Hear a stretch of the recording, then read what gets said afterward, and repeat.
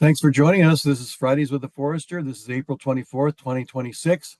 Management considerations to enhance forest habitat for birds. Um, Myself is Gary Wyatt, the extension educator with our forestry team based out of Mankato. Lauren Backus is our regional support staff in Andover. We're your host today, as well as some of our extension faculty in forestry, Anna and Emily, and so forth. So today's topic and speaker is management considerations to enhance forest habitat for birds.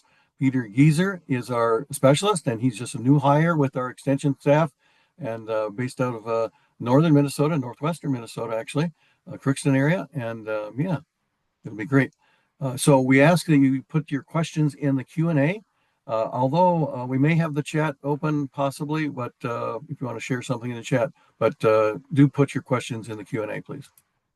Peter, I'm going to stop sharing here and you can join there. Great. I'll dive right in. So let me get my presentation up here and we'll share.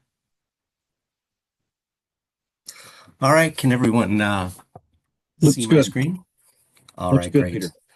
It's really a pleasure to be here today. As Gary mentioned, my name is Peter Gieser. I'm the Forest Dependent Wildlife Extension Educator and previously with American Bird Conservancy. So today I'll be talking about forest management for birds. And it's really a topic that's near and dear to my heart. And we'll start out by talking about the ecological importance of birds. Give a little background into some bird species declines of, 3 billion birds lost in recent decades, and then dive into kind of our management considerations. There's a new guide out in the last, year or so, Forestry for Minnesota Birds Conservation Guide. And it really defines and will talk about critical habitat features and management considerations for birds.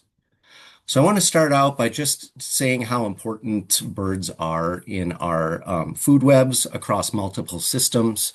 They occupy roles as herbivores, insectivores, predators. So they really sit at multiple trophic levels from primary consumers to secondary consumers, apex predators, and also scavengers. And remember, migratory birds fill those roles kind of in multiple systems across their migratory range, everywhere from stopover habitats to their wintering habitats as well, where they may actually spend more time than in a lot of their breeding and brood rearing habitats. Additionally, too, their seed dispersal is really important for the sake of promoting diversity and perpetuating species within habitats.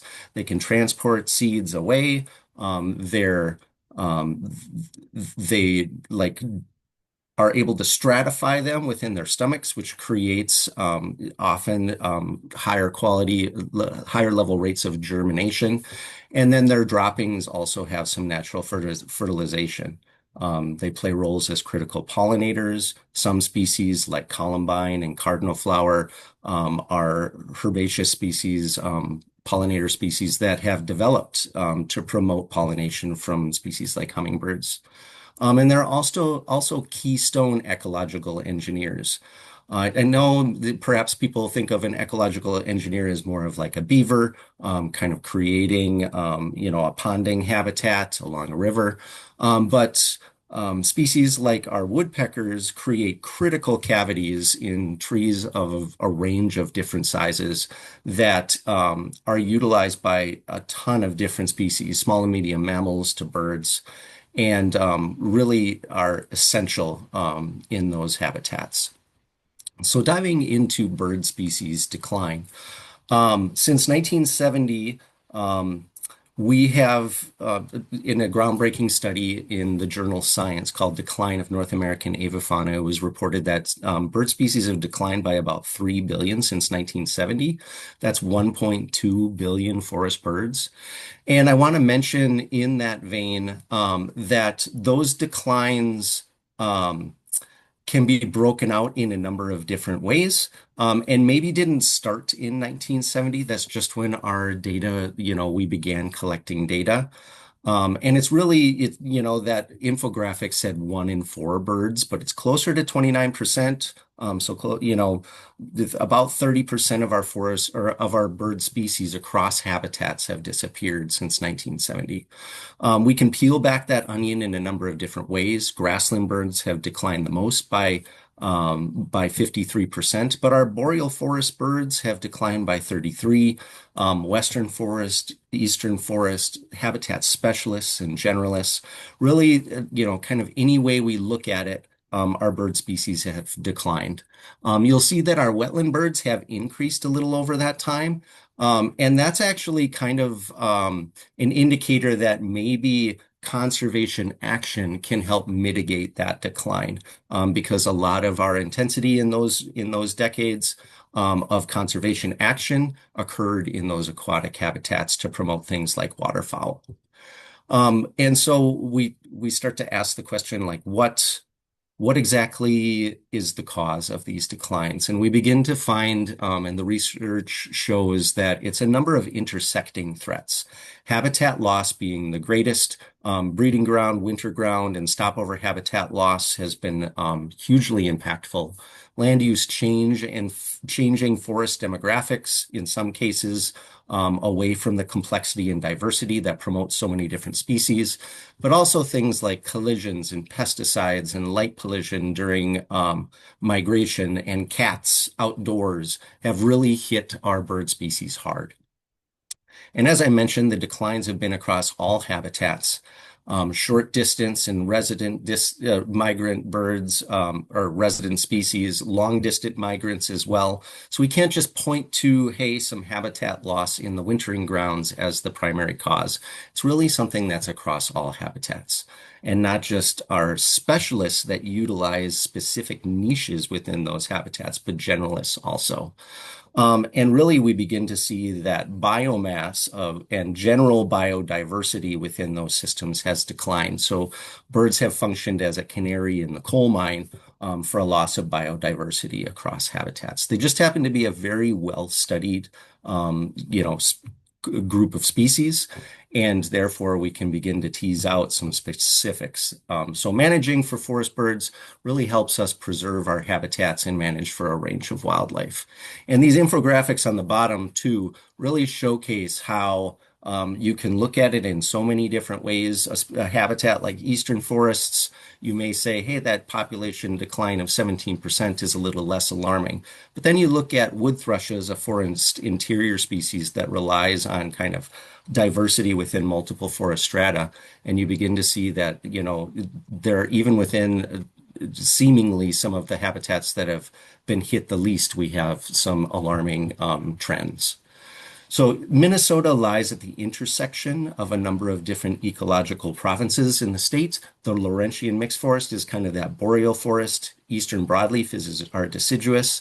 The tall grass aspen parklands and prairie are within Minnesota as well, and that creates for a number of amazing biomes and habitat interactions. It gives us unique ecosystems like oak savanna, and really creates a bird species richness hotspot in Minnesota that makes us kind of a stewardship priority, not just for the sake of the species that reside here or breed here, but as a stopover habitat and migration corridor within the Mississippi River Flyway. And that's really what propelled the conservation community to begin working together to create a guide for forest birds and how to preserve them and manage for them in the state. And so what this guide does is it brings together silviculture and wildlife habitat outcomes. And silviculture is the art and science of supporting and stewarding forest and woodland ecosystems and their ability to adapt in order to foster the diverse values that people desire from those systems. It includes active management or planned management, such as thinning and planting and harvesting. Remember, no management is a management choice sometimes as well, but understanding what's occurring in our forest systems and how they develop over time, and how we can manage them to meet ecological and economic goals is kind of the defining characteristics of silviculture. So we try to create decision-making support and tools that help bring together wildlife habitat outcomes with those other important goals and objectives that our landowners may have. And so to do so, we engaged our conservation community, which is really just an incredible group here in Minnesota. We wanted to create a guide that had public and professional usefulness. It's a guide that's for everyone, and provide land managers and landowners with scientifically backed forest management recommendations that are practical and actionable, and that are well informed enough to have that conservation impact on the ground. So bringing together strategies for management, maintenance, and restoration to arrest or mitigate these declines was our priority. And we didn't do so in a vacuum. There are lots of wonderful initiatives in other states that resulted in guides. I really encourage you to go take a look at some of these other guides. They take their own perspective in many cases, although we did interact and work with a number of them when we created our own guide. And really want to tip my cap to those groups and their resources. So go take a look at those. They're equally great. Wisconsin is presently in progress of creating its own guide within its conservation community. And Christian Nelson from the Forest Stewards Guild, who is the author of the Minnesota Guide, is helping with that effort along with Jamie Strange with the Northern Forest Bird Network of the Upper Mississippi Great Lakes joint venture.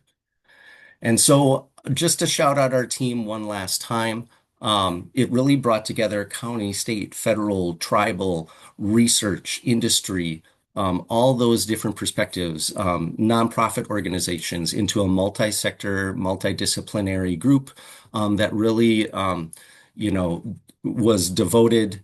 They didn't have to do that. This is kind of a professional hobby, and they came together to create a living, breathing initiative that still meets regularly and talks about what we can do for forest bird conservation. So the QR code is on your screen, along with the link to the guide, and so go take a look. So in addition to Christian Nelson, our author, I want to shout out the Natural Resources Research Institute Avian Lab, who are integral in helping to write this guide. So the concept that you won't necessarily see mentioned specifically that I want to touch on is the idea of preserving biological legacies. Biological legacies is a term that defines the organisms, organic materials, and organically generated environmental patterns that persist through a disturbance and through successive forest generations and incorporated into future subsequent and recovering ecosystems. So natural disturbance is a really essential factor within our habitats. Anything from a single tree blowdown to a large scale disturbance. But what persists through those and into future generations are things like standing trees and snags and downwoody material, shrub species, fungal communities, seed banks. And those are that legacy, that biological persisting habitat feature and ecological reality that really creates this resilient community that perpetuates not just the ecology, but the wildlife communities as well. So as we manage, it's important to understand how to emulate that natural disturbance, which doesn't always leave these clean, neat patterns, although some management does do that. But the idea is to create kind of all of these different features or preserve these features in different forest strata, both within our sites and consider what's in our neighborhood areas and across our landscape so that we can maximize the diversity at multiple scales. And the guide does a great job of providing you with a lot of that information, but helping you create a stepwise process that helps you set strategies to meet multiple goals. Maybe you have economic or recreation goals within the context of your land, and you want to try to or can align them with some wildlife considerations. There's synergies and trade-offs between those goals, but you can create a plan that helps you, kind of build a legacy of management throughout your property to keep your forest healthy and promote resilience, and also create, bird habitat and have these persisting positive benefits for wildlife, for your ecology that you can give to future generations of the forest and your family. And so it was kind of a tall task to decide what species to choose from.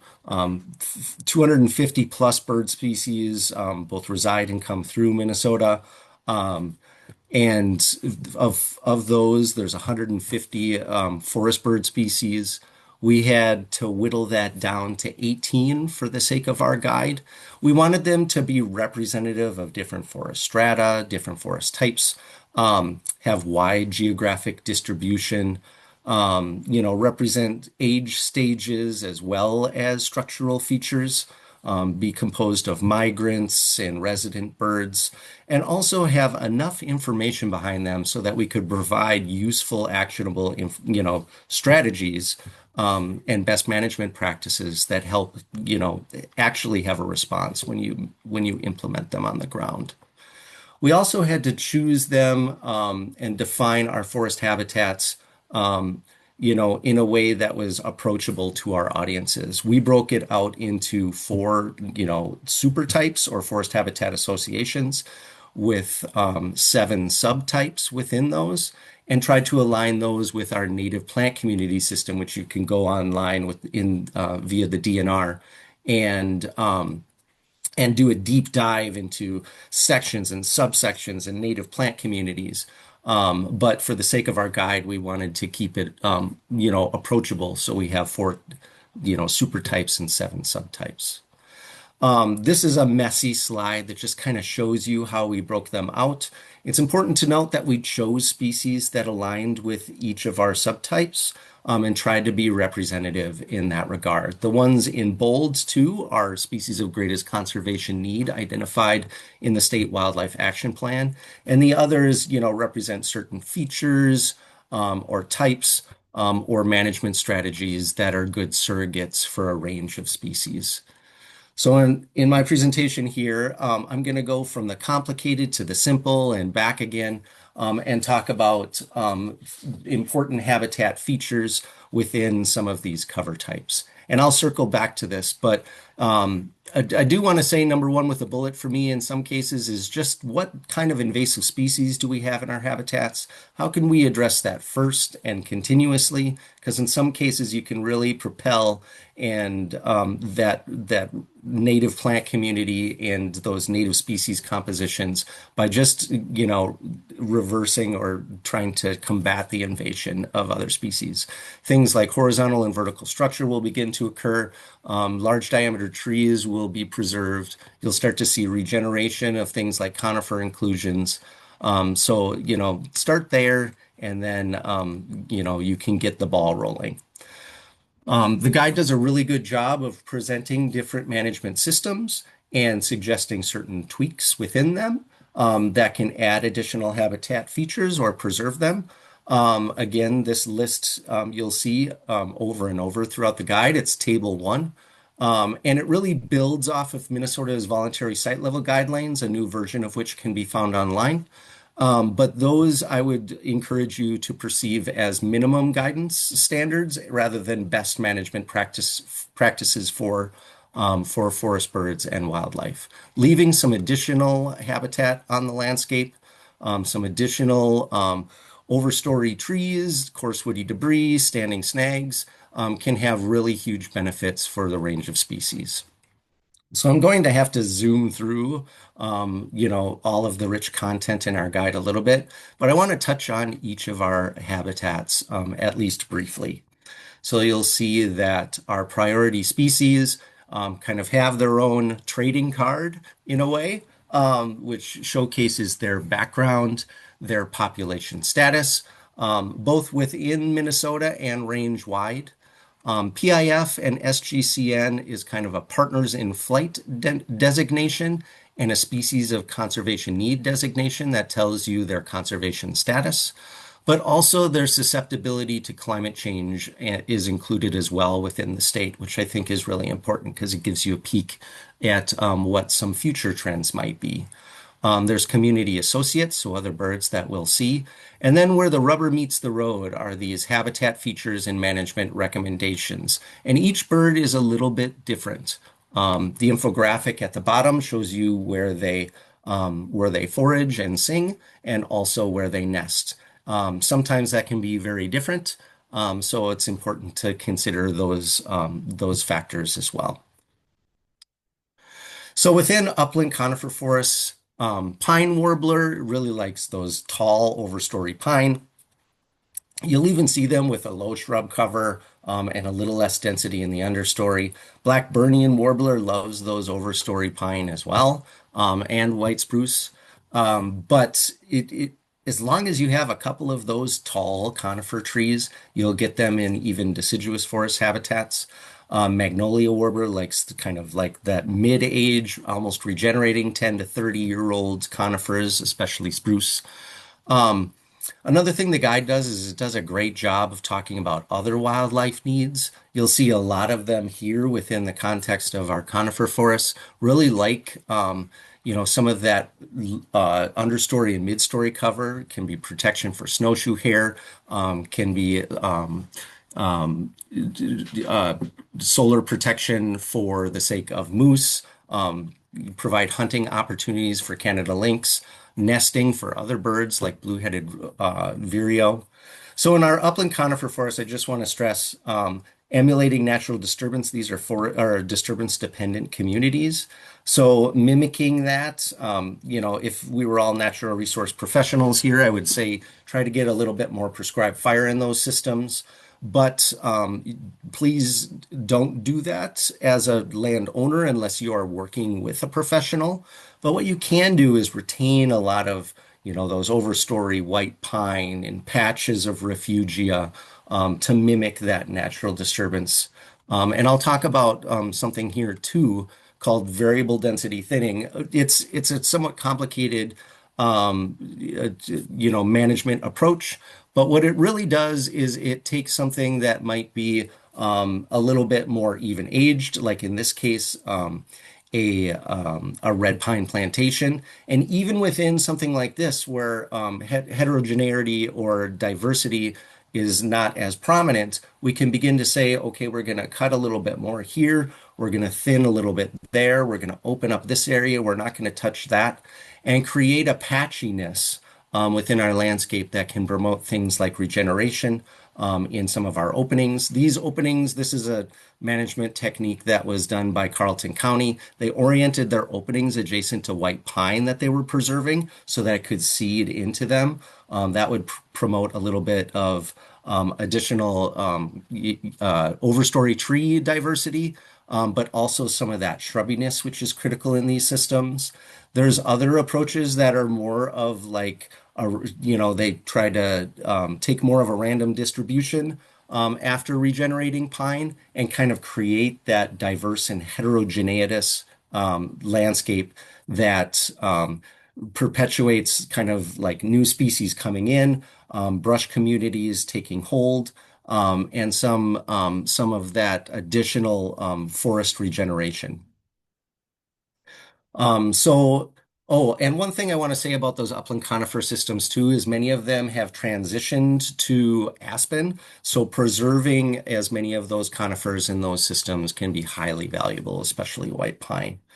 In our lowland conifer systems, we've really seen a decline of species like Connecticut warbler and golden crown kinglet. Especially Connecticut warbler is now gone from Wisconsin for the most part. And is in serious decline in Minnesota. These systems have extremely long natural disturbance return intervals. So mimicking that can be really important. Preserving as much structure, if indeed you do, manage in these systems, try to retain as much as possible. Strip cuts, patch cuts can be really important for kind of retaining some of that climax forest state, and minimizing kind of that clear-cut type of disturbance, which will change the solar gradient in those stands and really begins to alter a number of ecological processes in these systems. When possible, they're an important economic uh, species or cover type. So, we will manage occasionally in these systems. But when we do, preserving as much of that structure can really help us mitigate the impacts. If you do manage, really limit your work to when things are frozen nice and solid in the winter months. And so this is just an example of some of the different approaches that are being considered in these systems in order to preserve those bird and other wildlife communities and kind of the ecological system processes that take place there. Our upland deciduous and mixed forests are our most diverse in terms of the guide. There's a wide range of different species, and they represent kind of a range of habitats from aspen and birch to northern hardwoods, young forests to older interior forests. American woodcock and golden wing warbler are kind of our young forest species. Canada warbler likes a closed canopy and structurally diverse forest, but it also likes mixed forest habitats. Forest interior, scarlet tanager and wood thrush. Scarlet tanager like large oak trees with expansive crowns. Wood thrush like kind of a diverse mid-story where they will nest and in the brush or sapling trees and they forage on a somewhat open forest floor. And we also in these systems have our woodpeckers, which are just our ecological engineers and create like keystone habitat features in our cavities. So to go through a couple things here, managing for structural diversity is key, especially for the sake of a few different species like our woodpeckers, which will create those cavities. Emulating our natural disturbance can be really important for the sake of a range of different species that utilize young forest. American woodcock likes small openings that are about a half acre or so. Golden wing warbler likes a distribution of trees throughout the site so it can utilize the whole site. Both of them nest on the ground in young forest habitat. Ruffed grouse, as it'll show here in a moment, really likes drumming logs on the ground and utilizes a range of different ages, especially aspen. Canada warbler likes mixed forest. Our forest interior species, as I mentioned before, our scarlet tanager and our canopy, they do have a ton of overlap and wood thrush in our mid-story. And you'll see a species like red-headed woodpecker, which you may see leave certain systems because it's more of an oak savanna. So that's more along that prairie to deciduous forest edge. And you may not see in our northern hardwoods forests, and that's okay. Don't feel bad if certain species you aren't seeing in these sites. The diversity for you manage for is still really important. And considering what occurs in the adjacent forest is really important as well. A species like golden wing warbler will pop around our young forest and then will leave these habitats for adjacent forests. I see I need to speed up here, so I'll do that a little bit. So golden wing warblers really like a distribution of wood standing trees throughout the site. Legacy patches can be important once that the site footprint of management gets rather large. So if your distance to edge is more than about 150 to 200 feet, putting a patch of a half acre or more in size out in the middle can be really important. Messy forestry and irregular forestry is fine. I know some of this looks perfectly distributed, but messy forestry creates diversity, and that's fine too. Here's an example of group selection harvests. Regenerating mid-tolerant and shade-intolerant species can necessitate little bits of openings. Sometimes these are interplanted to add diversity to a stand, and multiple entries periodically over time will be the kind of how we regenerate this system over the course of 100 years or so. We may have four entries once every 25 years in order to kind of perpetuate a multi-age stand. Um, our our bottomland forests, our lowland hardwoods are exceptionally important as migratory flyways. Keeping these in kind of that multi-age state and utilizing the riparian management recommendations and buffering recommendations is really important.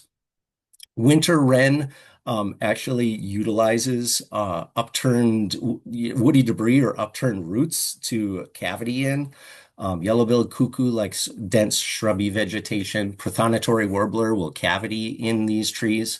Really that dynamic multi-aged characteristic in these forests is critical. Another thing, though, I want to say is these systems are under incredible pressure from emerald ash borer.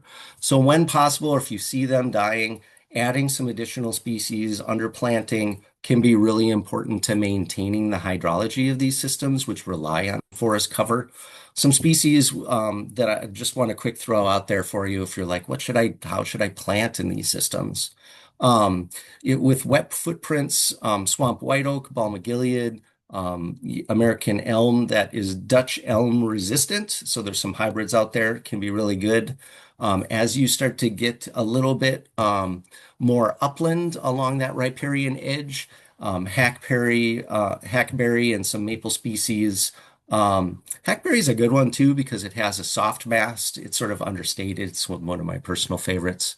If you want to add some conifer inclusions in them, which can always be beneficial, things like tamarack and black spruce, but know that success can vary because some of these systems are really well adapted to our black ash. That's why ash is there.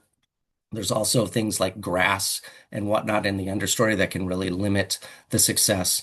But they're a very important habitat, not just for the birds that breed there and brood rear, but 60% of North American migratory birds use the Mississippi River Flyway, and they utilize these migration corridors that are often through our riparian habitats.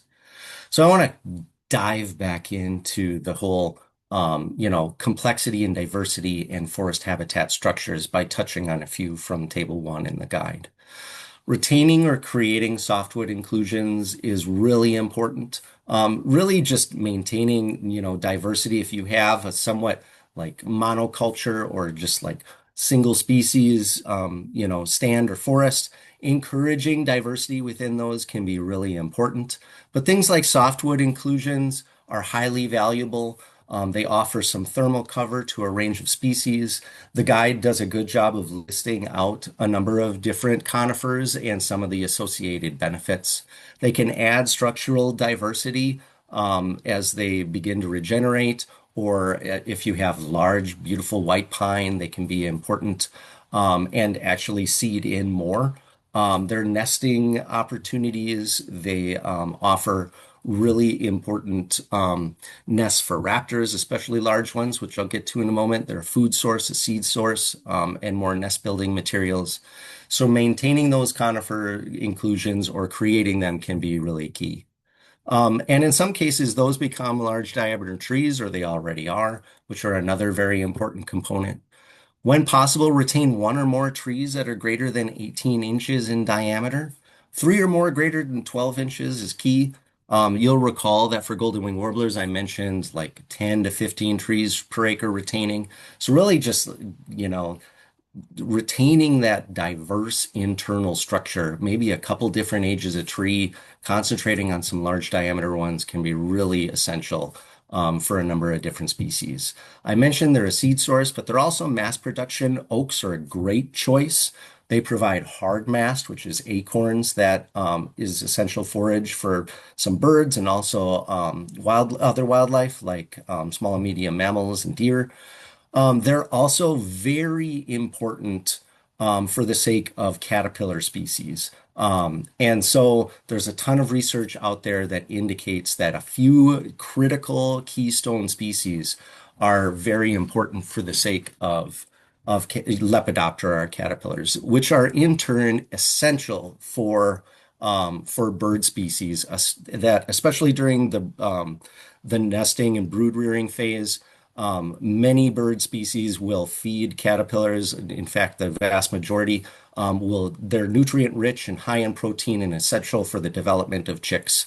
And even if they're primarily seed eating, they often will feed their young those Lepidoptera species during that critical development stage. And raptor species utilize them as well, those large diameter trees, for the sake of nesting and also as predator perches. Some people don't like that, but I say it's just nature taking its course. And anyways, those large diameter trees are a part of the beginning of a spectrum. At least I like to think of it that way. They become our cavity trees, they become our standing snags. Um, Cavity trees and standing snags are so critically important for a range of wildlife, not just birds. Their standing snags are often not retained, because they're longer safety concerns. I also want to state if you've got, these large diameter trees or dying trees or, snag trees adjacent to your home, be careful there, because we don't want them falling on our houses. But maintaining 4 to 6 snags per acre greater than 12 inches or one greater than 18 inches in diameter can be really important. Again, nesting and forage sites and shelter sites. Also, species like fisher and martin will utilize them as natal dens, to initially have and raise a kit, but then they abandon them for subsequent dens that are often located on the ground, and I'll get to those in a second. But these also function as critical microsites for fungi and invertebrates. So the entire system perpetuates itself because you'll note too, and I'm not diving into it in its entirety here, but we've lost a lot of our insect biomass, and things like dead woody material, both standing and on the ground, can be critical for those species. So this is something that I've been working on that I adapted from a resource from New Hampshire for Minnesota. But it just kind of shows you the range of importance of these cavity trees, not just for birds, but for other wildlife, especially bats in many cases, especially fisher and marten and some other small and medium mammals. So, cavity trees have a special place in my heart. Um, and so downwoody material, as I mentioned, it's all a part of a spectrum. Downwoody material is critical as well. Those snags fall, and they become critical, diversity on the forest floor. Again, diameters greater than 18 inches, really important to preserve. Rough grouse prefer drumming logs that are greater than 10 inches in diameter and 6 feet in length. They're also important for soil stability, moisture retention, and nutrient cycling. I have one log around a fire pit in my yard that's, decaying now at this point. It used to be to sit on, but I see salamanders there every year, and it's actually in an area that is more grassy in my yard. So it's just so important how a couple of those features placed strategically throughout a site can be really important. Not just for one aspect, but for multiple aspects of our nutrient cycling and habitat community needs. Another thing you could do is create a wildlife pile. And so these are often in the state talked about in professional circles as snowshoe hare piles. And snowshoe hares use them a great deal. They're awesome for that. But other species, chipmunks, squirrels, salamanders, frogs, lizards, snakes, a variety of bird species, especially wrens, will utilize these piles. They can be structurally diverse, but larger diameter logs on the bottom and like slowly thinning out the diameter to loose branches on top, about 10 to 12 feet in diameter across and scattered, 2 to 3 per acre can really add benefits. So again, just wanted to show you that it all exists on a continuum. But I'm going to scoot really quick into additional. The guide is just, again, so wonderful in talking about site level considerations, but also landscape level considerations. Thing like the size and the shape can begin to help propel you to think about the forest edge versus forest interior, distribution of age classes and the roles of age considerations in diversity. And what occurs and how our biological legacies are created through the roles of disturbance and those return intervals. And then the connectivity between sites that are adjacent and across the landscape, and the importance of working with our neighbors and saying, a lot of our landscape is owned by smaller and smaller parcels, which is great. Everyone gets an opportunity to own a part of the northern forests of Minnesota, which we're so lucky to have. But considering what our neighbors are doing, talking to them, working together can help you get work done on the ground, but also can have huge benefits for the ecology and wildlife in those habitats. The guide has something too. This is very messy. It's the filled out version, but it has a habitat assessment worksheet. Not necessarily needed to use for the sake of homework, but you can walk into the woods with this and say, like, it gives you a checklist. What's going on in my overstory, midstory, understory? What habitat type do I have? Do I have standing snags and dead trees and coarse woody debris, cavity trees? Am I protecting my water resources? Do I have signs of wildlife? And what kind of birds am I hearing? And then if you do some management, you can do it again. Have I propelled this forward into a state of greater diversity? Am I starting to hear other things? So I really encourage you to take a look at it if you're considering management in your own forest. But it doesn't stop there. The guide is rich with additional information in Appendix A, B, and C. Um, I wish I could dive into you know, all of those resources. Each one is kind of its own presentation. Everything from climate change vulnerability and adaptability tables that tell you which species are predicted to be climate change winners or losers, that can help you decide what you might want to plant. I really encourage you take a long look at what some of those species are. Remember that certain species, like our oak species, cherry species, and a few others can provide benefits for the sake of wildlife in terms of those Lepidoptera, like I said, but also hard and soft mast, which is like our hard acorns and our soft, and fleshy fruits. Appendix C has cost share programs. So if you're, like, I want to do something, but I'm not exactly sure what to do and how to do it, you can speak with a forester or reach out to your soil and water conservation district, talk to the NRCS. All of those places have specialists that will help you through the process. And then there's cost share programs as well. So the Minnesota DNR can help you with that as well, additionally, but also help you get a stewardship plan written for your property, which can be really important. But even if, like, hey, I don't own 5 acres. I own 1.5 acres or so on my home property. I would love to own a large forest, but what can I do in my own backyard? Well, the guide can really be used to consider that as well. I wish this was my backyard, but it's not. But you'll notice that this particular one has standing snags. It has large diameter trees. It has a mix of, vegetation in different forest strata. Um, there's a wildlife garden that's been created and coarse woody debris. They've been intentional to pay attention to native plant communities, especially along their shoreline as well, to help bank stabilization and those aquatic food webs. Just to touch on a couple different things here, if you're kind of considering what you might want to do in your own backyard, you want to create a pollinator garden, start by getting rid of your invasive species, but maybe take a look at the National Wildlife Federation Native Plant Finder tool. It's really great at helping. I had mentioned like that certain species are really critical for the sake of and support far more of our caterpillar and Lepidoptera and other insect species.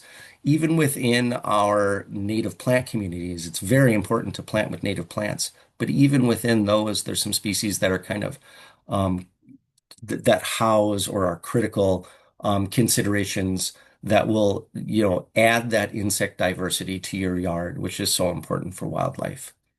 If you create, opportunities for, putting seed out in seed feeders, be sure that they're away from your windows and maybe put up some decals or other things on your windows that limit collisions. Clean your feeders and bird baths. It can be really important and limit the spread of avian influenza. And please, please, keep your cats indoors. Cats kill over 1 billion birds a year. And I just can't overstate how important it is to keep our cats inside. I'm doing a lot of this in my own yard, planting a pollinator garden, considering a few things for spring and summer and fall bloom. Your local nurseries can help with that. Planting some shrubs that are good mast producers. So like things like Juneberry and elderberry and raspberry can be that soft mast. Planting some oaks and hazel species can add some hard mast. So I'll stop there. But just want to say too, even those living in an apartment building can help forest birds and other birds. Drinking shade-grown coffee, limiting plastic use, engaging in citizen science, keeping your cat inside. All of those things are critically important. Limiting or avoiding the use of pesticides. So there's things that all of us can do. And our yards represent an area of the United States that is as large as New England. And what's going on in our backyard and how we interact with our neighbors and talk about what we can do as a community really will make a difference for birds and other wildlife, even in our urban and suburban habitats. And from there, I just want to say thank you so much and leave some time for questions and to chat with you all. Thanks, Peter. Wonderful presentation. I think we'll start in with the questions real quickly. And it may have been answered by Scott. He had a question on, is there a link to the Minnesota Food Forest or excuse me, Forest Web Food Web poster? I created that particular poster. Um, it's not perfect. Don't I utilized Chat GPT to create it by having a long prompt. I kept looking.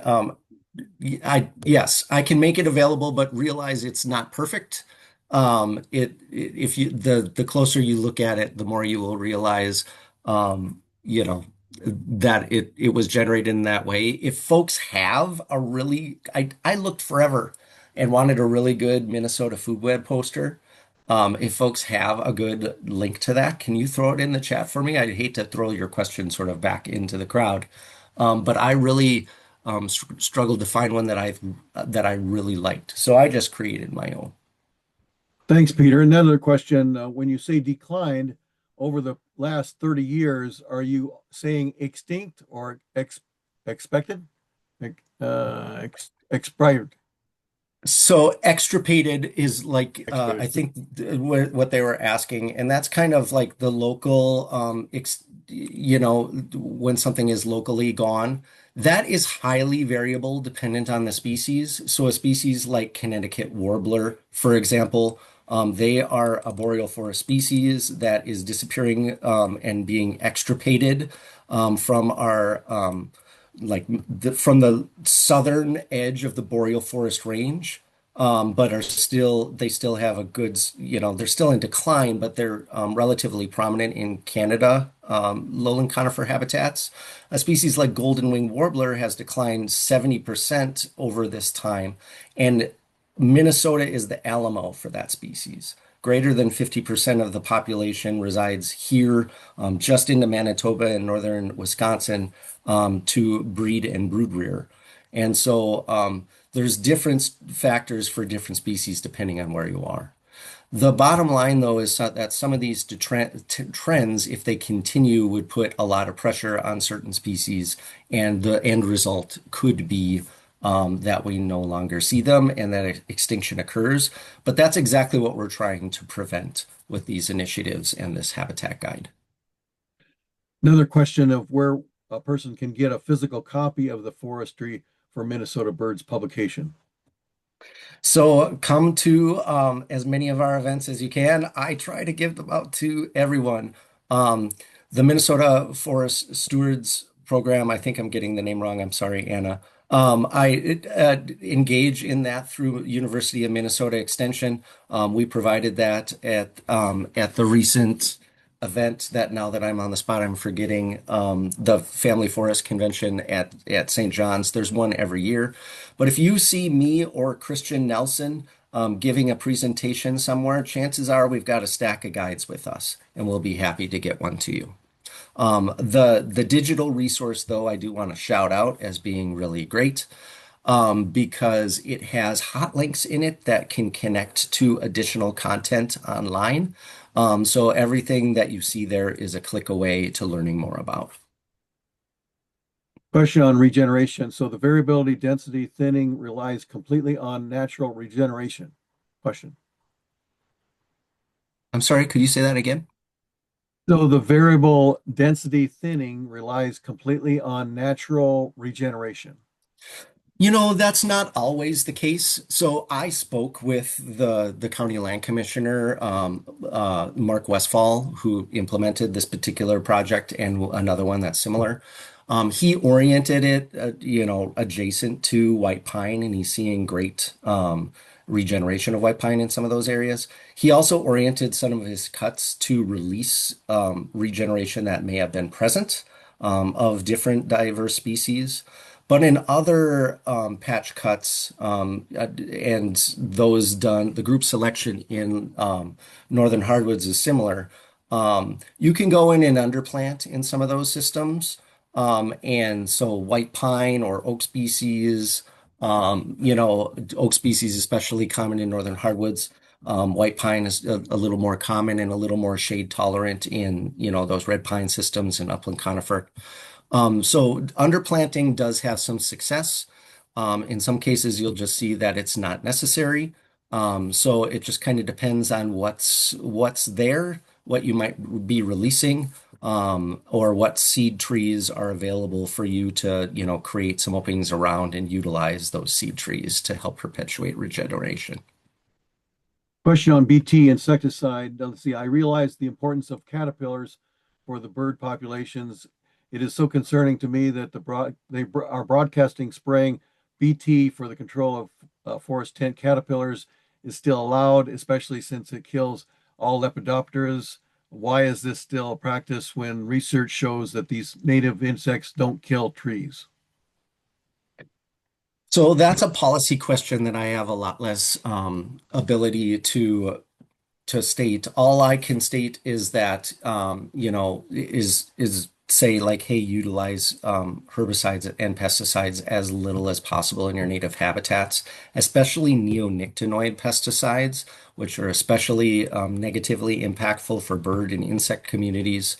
I can say that the natural resource professionals that I have worked with over time really shy away from using herbicide. And if and when it's applied, they're very intentional to be careful about how it's applied, what they do with it, how it interacts with like kind of the local hydrology or adjacent streams and waterways, and when it's applied. But yes, we utilize it perhaps too much, especially in sectors outside of conservation. But unfortunately, I have very little ability to influence that. Question about smaller acreages. Are there any resources for smaller property owners, 2.5 acres, rural properties that have wooded areas? So I would encourage folks to utilize something like this guide. But also, I believe a link was thrown into the chat. Was it the National Wildlife Federation for kind of their pollinator habitats? That includes tree species as well. Um, it's hard to live in that kind of 2.5 acre range because there's sometimes a lot of stuff you want to do, but it's very hard to get a contractor to do it or a logger. Um, it's working with that's where working with your neighbors can be really impactful. If a few of you have adjacent properties, often you can work, reach out to like a forester with the DNR, and ask them what some of their recommendations are for a local contractor or logger that might be able to help you. They can also just provide you with some really useful input depending on what species are there, what you want to do. They can give you some of that guidance. Again, I would recommend, starting with your invasive species first, getting rid of those resources and those individuals can help you with that as well. There's money through soil and water conservation districts and the Minnesota DNR and NRCS that can help mitigate the cost too, because in some cases, if you want things done, you may have to pay someone to do it, especially in a small, area or ownership. Another program I really like is the Lawns to Legumes program. I think it's through the Board of Water and Soil Resources. So take a look at that also if you're looking to create a pollinator garden. Um, it's something that I myself am going to try to apply for in the future. Thanks, Peter. You mentioned DNR and SWCD and NRCS, both great offices in the county to look at and talk to. On the North Shore, there seem to be efforts to replant white pines. Thoughts on this form or this from a bird habitat perspective? White pine. White pine are excellent. I'm all for it. The North Shore has some great local extension educators as well. There's also the North Shore Collaborative and Sugarloaf, which can help get you some additional information. They actually helped with the process. Sugarloaf engaged in the Forestry for Minnesota Birds working group. So we did have that sort of North Shore component. But whenever possible, retaining those long-lived conifers in those habitats, like white pine, or doing some planting is great. Remember though, and in my backyard, this is like a horrible reality, but deer are, they're gonna get you. So maybe protect those white pine saplings with a cage or with a bud cap if you're planting them and trying to get them on your property. If you're planting a pollinator garden, you could cage that. I don't, but that means I can't grow blazing star and cardinal flower because I mean, I chased deer away this morning and they love to eat that stuff like candy. So, understanding your local habitats and what was there historically, touring some of your local national wildlife refuges, or just, public lands to see what's growing there and understand what your native plant communities are can help guide you on what maybe to do on your own ownership also. Question on neonics and how they can find out what's being applied in their county. So how can I find out where herbicides are spread, especially neonics in my county? I would say maybe your county land management office, but go ahead, Peter, if you can answer that. Yeah, I don't have a great answer for that question, unfortunately. You may be able to reach out to your local extension office to understand, what are being used, especially in an agricultural setting. Um, but yeah, unfortunately, I don't know how to dig much deeper into that. You can reach out to local DNR offices and all that. But I do know in a forest management perspective, like pesticide and herbicide use is very, very limited. Yes, another one. Outstanding presentation. Thank you. Do you know anyone in Virginia that can provide a simple talk to technical service providers, NRCS, DOF, SWCD, et cetera? I don't have a great contact in Virginia. Maybe one of my colleagues does and can throw it in the chat. But what I will do is go back to look up some of those forestry for bird resources in that area. I can't recall, and I don't have it in front of me anymore. Um, if I don't believe there's a Forestry for Minnesota Birds guide out there, but there is like an excellent one in Vermont, and there's another one in Maine, Massachusetts, I believe, New York. So there may be some kind of New England contacts or Eastern United States contacts that can really assist you, and maybe not be perfect. But I'd also encourage you to just reach out to DNR biologists and foresters, or some of your local conservation organizations who might really be able to help guide with that and provide you with a great contact. Thank you, Peter. Excellent presentation today. There you see Peter's email. He's changed it to peterd@umn.edu. Thank you for your presentation today. Excellent presentation.